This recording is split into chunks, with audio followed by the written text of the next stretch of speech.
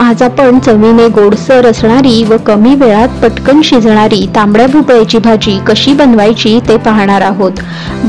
बऱ्याच ठिकाणी याला डांगर, तांबडा भोपळा, लाल भोपळा असंही म्हटलं जातं।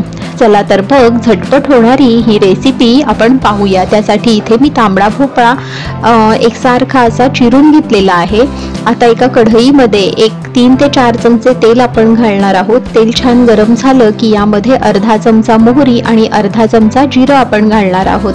मोहरी छान तडतडली की यामध्ये पाव चमचा हिंग घालणार आहोत।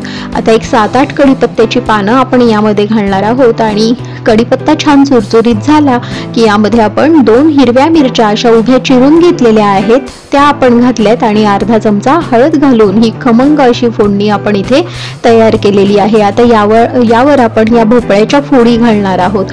भोपळा पाण्यामध्ये स्वच्छ धुवून घ्यायचा आहे। तर आता हा भोपळा आपल्याला या फोडणीमध्ये छान परतून घ्यायचा आहे। आता यावर झाकण ठेवून 7 ते 8 मिनिटं आपण या भाजीला वाफ काढणार आहोत। तर तुम्ही पाहू शकता आता भाजी आपली छान इथे शिजलेली आहे। आता हे थोडंसं मिक्स करून यामध्ये आपण चवीनुसार मीठ आणि 1 टेबलस्पून इतका गूळ मी इथे घातलेला आहे। तुमच्या आवडीनुसार तुम्ही इथे गुळाचं प्रमाण कमी जास्त करू शकता। आणि आता इथे 2 टेबलस्पून इतका ओलं खोबरं आपण किसून घेतलेलं आहे ते घातलंय आणि मुठभर कोथिंबीर आपण इथे घातलेली आहे। आता हे सगळं आपल्याला छान मिक्स करून घ्यायचं आहे।